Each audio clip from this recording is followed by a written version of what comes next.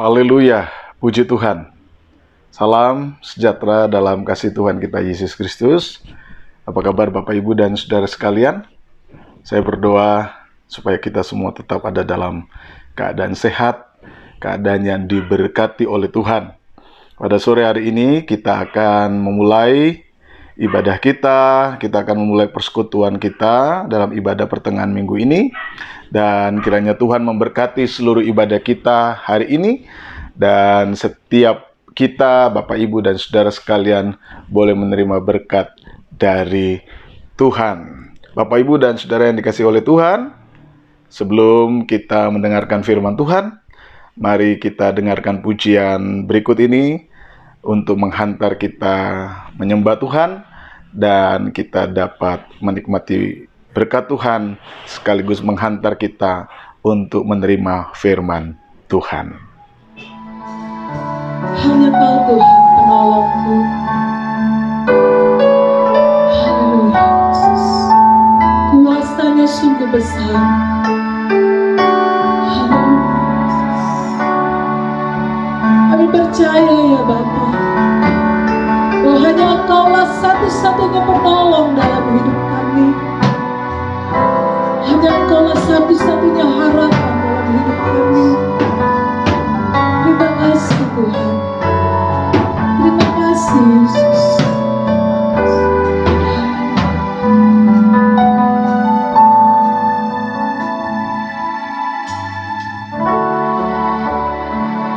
Tuhan penolongku,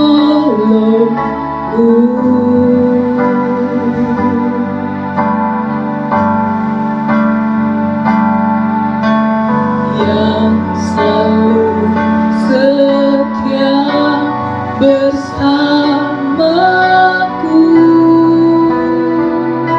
Kasih-Mu,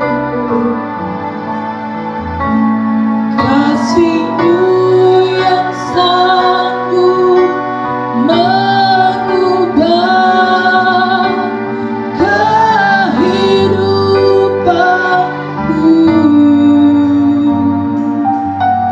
Sungguh ku berserah,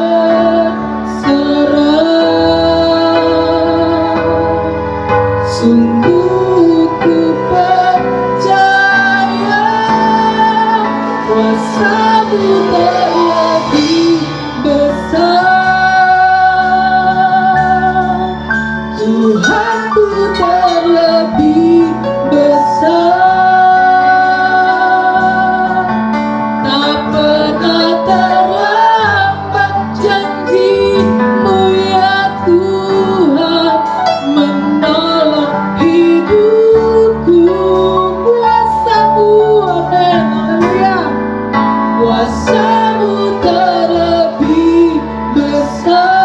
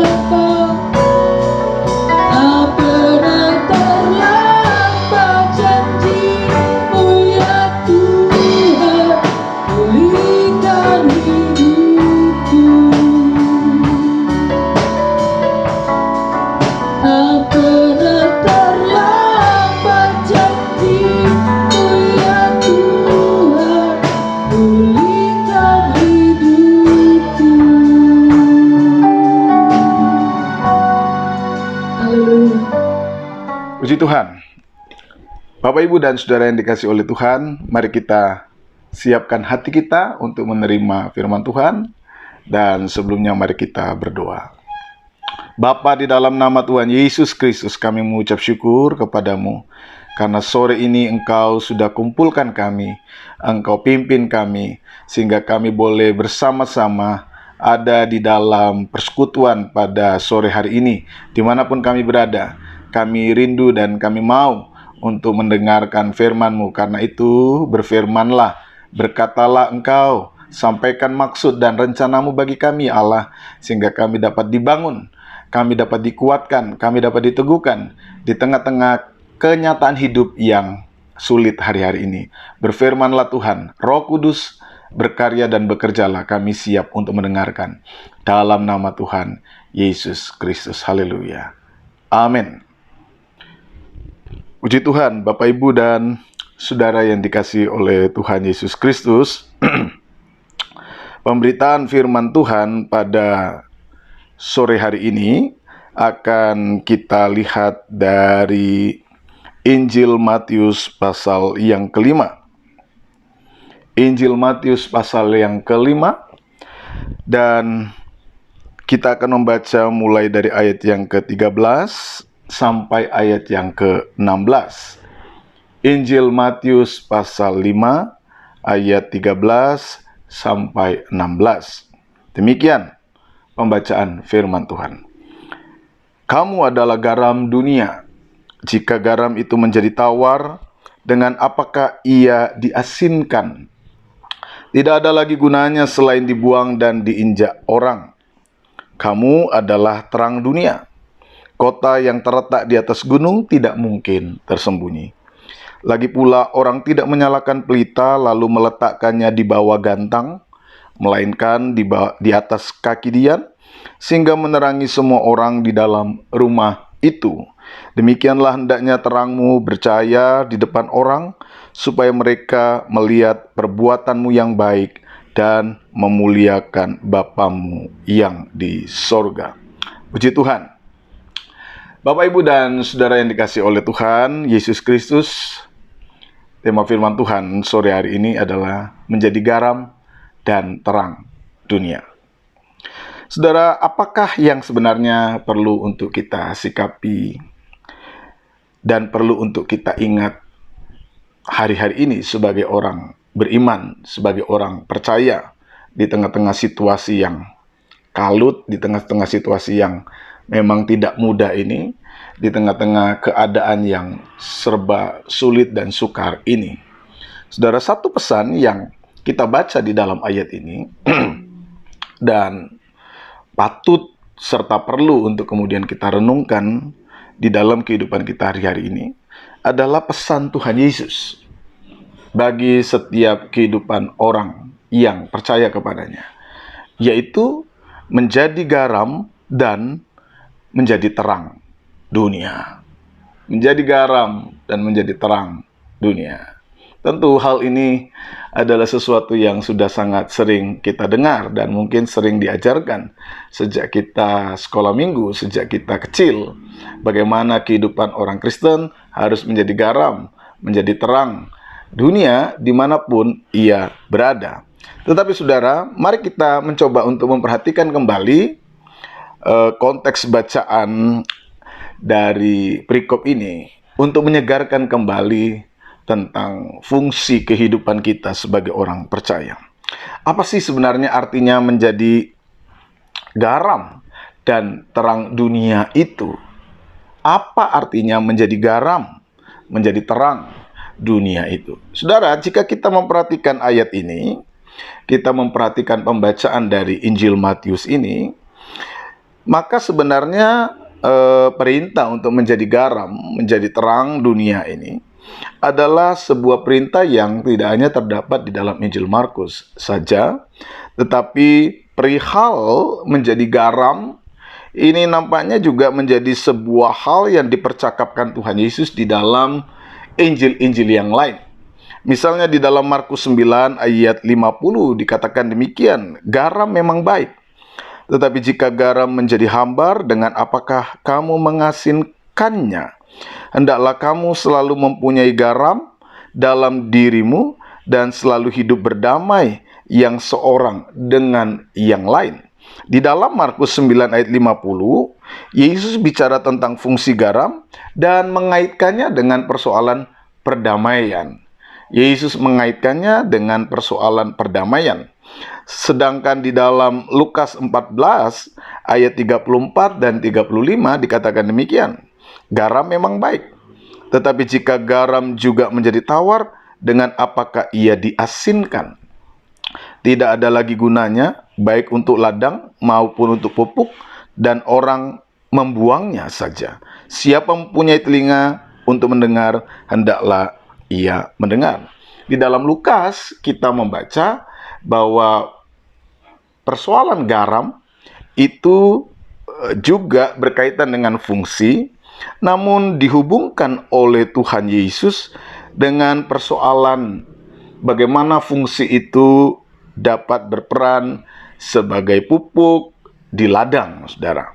Nah, tetapi di dalam Injil Matius ini, jika kita membaca perikop tentang persoalan tentang garam tadi, Yesus tidak mengkaitkannya secara langsung dengan fungsi-fungsi sebagaimana yang kita lihat di dalam Markus, di mana Yesus menghubungkan garam itu dan bagaimana kemudian garam itu dipahami di dalam fungsi kehidupan seseorang untuk dapat menjadi orang yang membawa damai. Di dalam Lukas mengkaitkan garam itu juga dengan fungsi di ladang, tetapi di dalam Injil Matius, saudara, kita tidak menemukan fungsi itu secara konkret. Kita tidak menemui pernyataan tambahan yang berkaitan dengan fungsi garam itu. Nah, di dalam Matius justru kita melihat garam itu langsung dihubungkan dengan terang. Yesus menghubungkan perikop cerita atau bahasan tentang garam itu dalam hubungannya dengan terang, terkait dengan keberadaan terang itu yang biasa bagaimana ia diperlakukan dan bagaimana sebenarnya fungsi dari terang itu. Justru di dalam Injil Matius nanti memang kemudian terang inilah yang lebih banyak dibahas di dalam bagian ayat yang kita baca ini. Bahkan kemudian target dari perikop atau percakapan Yesus di dalam Injil Matius 5 ayat 13-16 ini ditutup dengan fungsi terang itu. Nah, kalau demikian saudara, apa tekanan yang ingin disampaikan dengan perikop ini, dengan cerita tentang garam dan terang ini? Sekali lagi saudara, kemudian kalau kita menyimak proses penulisan di dalam Injil Matius ini, maka Matius ingin sekali memang menekankan fungsi dari garam yang kemudian dihubungkan dengan terang itu. Tidak secara spesifik dihubungkan dengan contoh-contoh yang lain. Ingin menunjukkan bahwa Matius ingin berbicara tentang hal-hal yang jauh lebih esensial dari garam yang dihubungkan dengan terang tadi. Dengan tidak memberikan contoh-contoh yang lebih konkret di dalam pengalaman kehidupan sehari-hari, Matius ingin lebih menunjukkan bahwa kehidupan seseorang itu harus menunjukkan fungsinya secara hakikat. Ya. Secara esensial fungsi itu harus nampak di dalam kehidupan seorang pengikut Kristus. Seperti halnya garam yang harus berfungsi. Kalau tidak, kemudian tidak ada gunanya. Seperti terang yang seharusnya berfungsi. Dan karena memang untuk itulah dia dinyalakan terang itu. Baik di dalam rumah, di mana kemudian terang itu berfungsi untuk menerangi segala sesuatu yang ada di dalam rumah itu. Saudara, dengan kemudian memperhatikan perikop ini, maka kita dapat melihat bahwa Injil Matius ingin menekankan perkataan-perkataan Yesus bahwa kehidupan seorang pengikut Kristus harus mampu menunjukkan fungsi kehidupannya di tengah-tengah dunia. Seorang kehidupan pengikut Yesus harus tetap berfungsi, harus tetap menjadi garam, harus tetap menjadi terang di tengah-tengah dunia ini, seperti apapun kondisinya, seperti apapun situasinya. Baik itu di tengah situasi yang memang kita anggap sebagai suatu situasi yang ideal, atau mungkin di tengah-tengah situasi yang tidak ideal, seperti kondisi kehidupan kita hari-hari ini, ya. Berfungsi bagi Yesus, sebagaimana disampaikan di dalam Injil Matius ini, adalah sebuah keharusan di dalam kehidupan seorang pengikut Kristus. Berfungsi adalah sebuah keniscayaan dari kehidupan seorang pengikut Kristus. Berfungsi tidak harus mungkin menunggu segala sesuatunya menjadi ideal seperti yang kita pikirkan, seperti yang mungkin Bapak Ibu pikirkan, dan mungkin sebagian banyak orang pikirkan, bahwa untuk berfungsi, untuk dapat menjadi berkat, untuk dapat menolong, untuk dapat melakukan segala sesuatu, kadang-kadang menuntut sebuah syarat atau sebuah keadaan ideal yang memungkinkan segala sesuatunya terjadi, tercapai, dapat terlaksana. Nah, menurut Yesus, saudara, bahwa garam itu dapat berfungsi dan seharusnya berfungsi kapanpun juga. Dan ketika ini kemudian dijadikan sebagai contoh bagaimana kehidupan pengikut Kristus harus berfungsi, maka itu artinya Yesus memanggil setiap kehidupan orang-orang percaya untuk dapat berfungsi dimanapun, kapanpun situasinya. Nah, saudara, kalau kita juga memperhatikan sebenarnya alur narasi dari teks ini, saudara, kita memperhatikan alur narasi dari kisah ini, dari apa yang disampaikan oleh Tuhan Yesus Kristus di dalam ayat yang kita baca ini, kita dapat menemukan bahwa sebenarnya perikop tentang garam dan terang dunia ini justru ada dan disampaikan setelah perikop kalimat bahagia. Dan saudara tahu bahwa di dalam kalimat-kalimat bahagia itu Yesus menyampaikan sesuatu yang penting untuk dipahami oleh orang-orang yang mendengarnya pada waktu itu, justru di tengah-tengah kondisi di mana para pendengarnya itu ada dalam sebuah kondisi yang tidak ideal. Saudara dapat mendengar, saudara dapat membaca perkataan Tuhan Yesus, berbahagialah kamu yang miskin, berbahagialah kamu yang lapar, berbahagialah kamu yang teraniaya. Sebuah kondisi-kondisi yang sebenarnya tidak ideal, ya. Sebuah kondisi yang sebenarnya tidaklah baik. Jadi ketika kita membaca konteks dari kehidupan umat Allah yang dipanggil untuk menjadi garam dan terang dunia, Yesus ingin mengatakan bahwa fungsi ini harus dapat terjadi dalam kondisi situasi apapun. Senantiasa menjadi garam, senantiasa menjadi terang dunia dalam keberadaan apapun. Nah, saudara yang dikasihi oleh Tuhan, tentu kita menyadari bahwa ternyata menjadi garam dan terang dunia itu bukanlah sesuatu yang mudah secara manusia. Namun inilah sebenarnya panggilan yang seharusnya dimiliki oleh para pengikut Kristus. Nah, kalau kemudian kita mencoba untuk merenungkannya dalam konteks kehidupan kita hari ini, dalam konteks kenyataan kehidupan kita hari-hari yang memang saat ini cukup begitu berat, saudara. Fungsi apa sih yang sebenarnya masih bisa kita lakukan untuk kemudian membawa kehidupan kita tetap menjadi garam, tetap menjadi terang, sehingga kemudian orang melihat perbuatan yang baik yang dilakukan oleh anak-anak Allah, dan kemudian karena itu memuliakan Bapa kita di surga.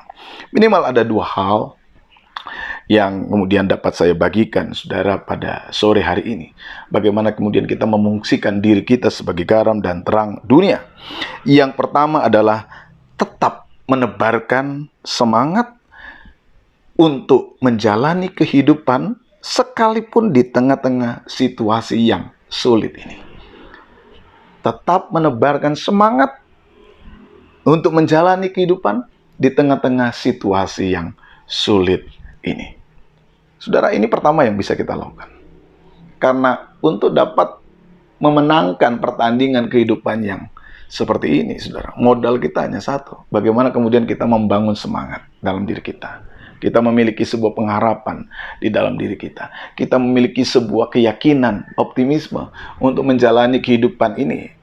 Yang harus kita akui memang tidaklah mudah, tidaklah gampang untuk kita jalani. Nah, mungkin saudara akan bertanya, dan kita mungkin bertanya, bagaimana saya bisa tetap memiliki semangat? Bagaimana saya bisa tetap memiliki optimisme?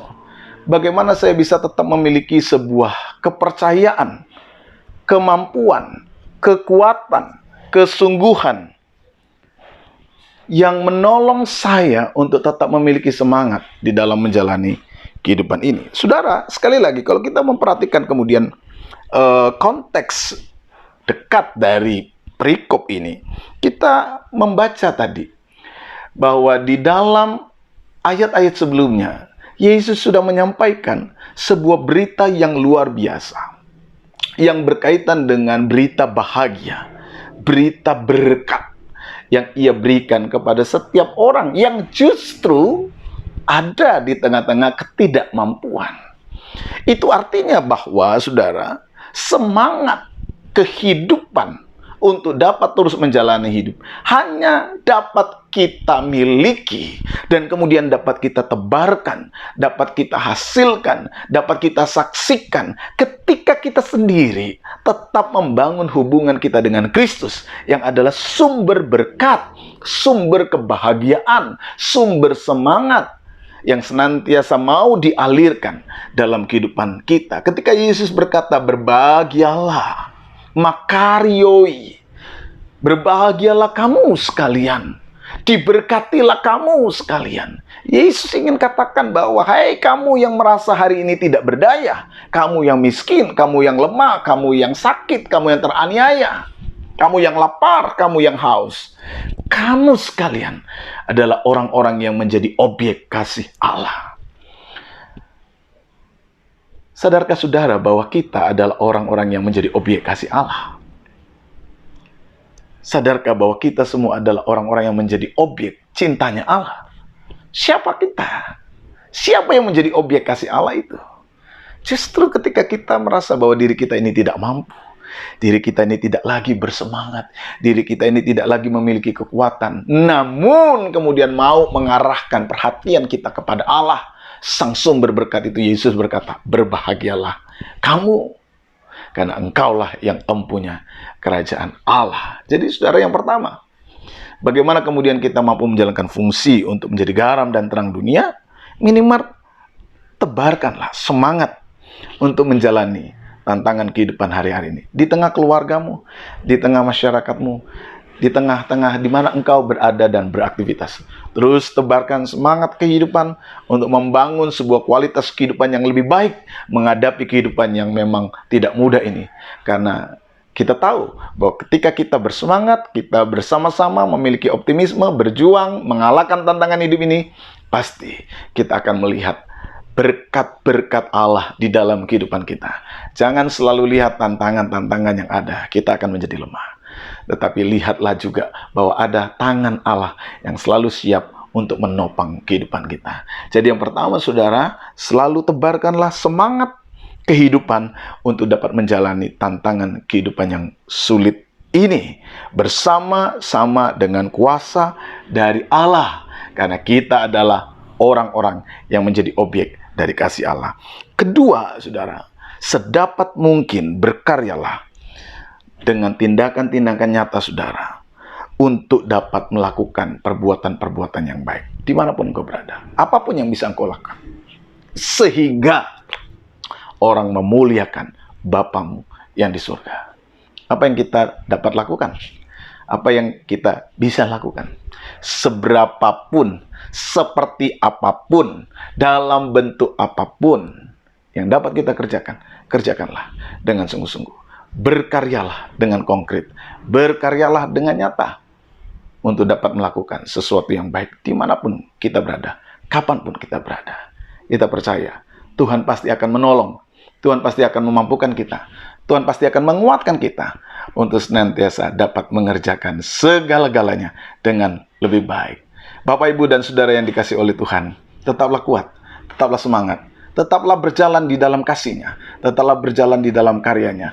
Tuhan yang menyertai kita akan membimbing, akan menguatkan kita, dan memampukan kita menjadi terang dan garam dunia. Tuhan kiranya memberkati kita sekalian. Mari kita bersatu di dalam doa. Bapa, di dalam nama Yesus, kami sudah mendengarkan firman-Mu. Dan kami percaya bahwa firman-Mu akan meneguhkan kami semua. Firman-Mu akan menguatkan kami. Firman-Mu akan memberi kepada kami kemampuan untuk terus menjalani hidup ini. Kami sadar, kami tahu tanpa Engkau kami tidak dapat berbuat apa-apa. Tetapi jika kami masih ada sampai hari ini, dan terus dapat menjalani hidup hari ini, dan kami yakin Tuhan pasti akan terus menolong kami. Kami akan terus bersaksi. Kami akan terus menjadi alat-Mu. Kami akan terus berfungsi untuk mendatangkan berkat bagi kemuliaan nama Tuhan. Berkati setiap anak-anak-Mu, berkati setiap orang yang mendengar pemberitaan firman-Mu. Biarlah hidup mereka diberkati, hidup mereka dikuatkan, sukacita mereka dilimpahi oleh Tuhan, sehingga senantiasa hidup mereka senantiasa dapat menebarkan damai, kasih, sejahtera Allah, karya-karya Allah yang nyata dalam hidup mereka semua. Diberkatilah firman-Mu dan diberkatilah kami sekalian. Saudaraku yang terkasih, terimalah berkat Tuhan. Kiranya anugerah damai sejahtera dari Tuhan Yesus Kristus, kasih Allah Bapa dalam persekutuan Roh Kudus, menyertai, memberkati hidup saudara sekalian hari ini sampai selama-lamanya dalam berkat nama Tuhan Yesus Kristus. Haleluya. Amin. Tuhan kiranya memberkati kita sekalian. Haleluya.